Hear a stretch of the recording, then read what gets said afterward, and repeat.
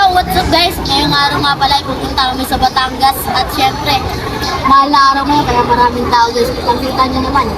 Pabalikan ko kayo mamaya pag andun na kami. Ay, pag nasa biyahe na kami.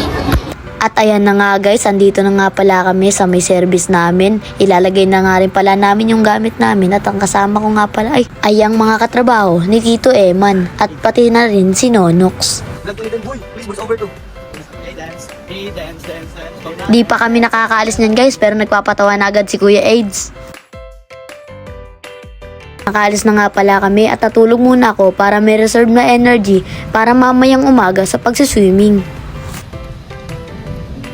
At ayun na nga guys, nagising na nga pala ako dahil nakita ko na ang liwanag ng araw pati ang mga bundok dito. So, what's up guys? Andito na nga pala kami sa Batangas at pupunta muna kami doon sa ilog. Kasama ko nga pala si Nono. Yung iba namin mga kasama doon pa sa cottage. Tara guys, samahan niyo kami. Doon kami unang lulublob eh. Papunta na nga pala kami sa ilog at nahihirapan kami maglakad dahil sa buhangin. Andito na guys guys. Umaga pa ng pero. Guys, ito, bag.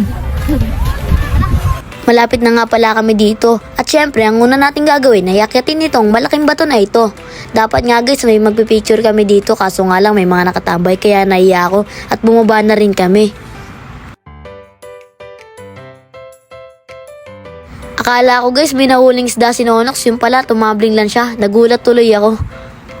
Ang ganda ng ilog dito guys, ang daming bakawan. Naghanap nga rin pala kami dito ng mga talangka pero wala kami nakikita kasi di kami marunong manghuli. Guys, masisimulan na kami. Napakatakan na kami. Kainin mo doon? At ayan na nga guys, naglalakad na nga pala ako para puntahan yung pwesto ko na pagliliguan. At sumisid na rin ako kagad. Kasama ko si Nonox. Medyo maapdi palagi sa mata kaya tinakpan ko. Dagdag na rin ang wala kaming tulog at maalat pa ang dagat.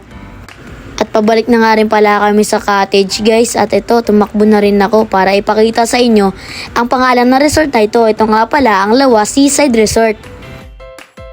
At tumulong na nga rin pala ako sa pagpaypay dito ng panandalian. Ang kasama ko nga pala dito ay si Boss Will tsaka si Kuya Eli. Punta na nga pala kami ngayon guys sa cottage para sa aming Boodle Fight! Tara guys, kain! Yum yum! Tapos talaga guys, nahalay lakad. Marami sa swimming. Ayan guys, ang dami tao. Uulan pa, ayaw maambon. Nagulo mga ako sa rin ang agos. Kanina, tapos wala yan. Doon tayo matiyabot. Guys, ang dami wala dito ng jellyfish sa Batangas. Kanina ba nakakita yun na ako ni ate? Look! Jellyfish! Look! Look! Look!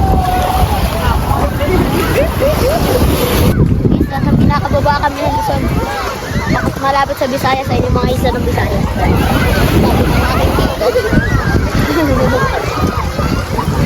Ayun yung ilog doon. Ito, ang ganda dito. Dito. Hindi na kami pupunta sa dulo. Layo pa nun guys. Oh. Hanggang dito na lang kami. Saan? Doon daw tayo sa gitna guys. Doon. Doon tayo maaag. I-video. Tapos babalik din agad tayo. Oh yeah. May jellyfish guys. Okay no? Yung malapit dito. Hindi ka naman. Oo. Guys, the jellyfish guys. Ang dami talaga jellyfish dito. Meron po. Ngayon po. Ngayon pa yata. Kami dito dun. At nakabalik na nga pala kami sa pwesto namin guys at hindi mawawala ang pag-TikTok.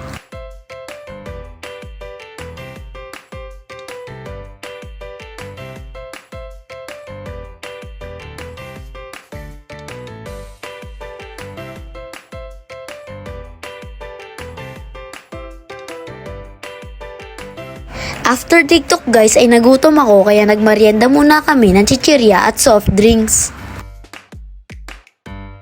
Paiba-iba pala yung panahon ngayong araw guys. Uulan, iinit. Pero wala sa amin yun ni Nonox. Dahil patuloy pa rin kami na naglalaro sa buhanginan. At nilibing ko rin nga pala siya dito guys.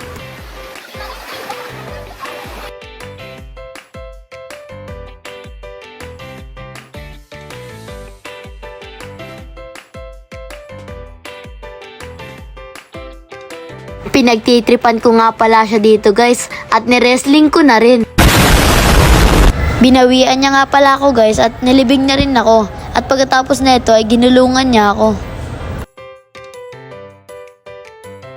Hapon na nga pala guys at tinigilan ko na sa pagsiswimming kasi maggagabi na. Time check natin guys ay 6 PM. Nilalamig na ako guys. Kanina pa kasi ako nakababad dito. Ang itim na rin ako guys. Tapos nag-low tide na yung alon. What? Bro, I'm out, man. Ay yung ano, dagat. Kanina, ano yan, high tide yun hanggang dito. Yan ako.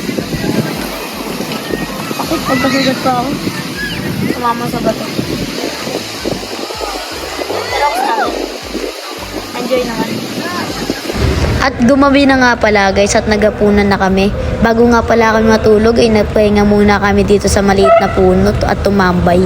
Pagkatapos namin magpahinga ay pumasok na kaagad kami sa kwarto. Kasi maaga ang biyahe namin bukas. At ayun lang guys, follow nyo na nga rin pala ako guys. Good night, bye bye!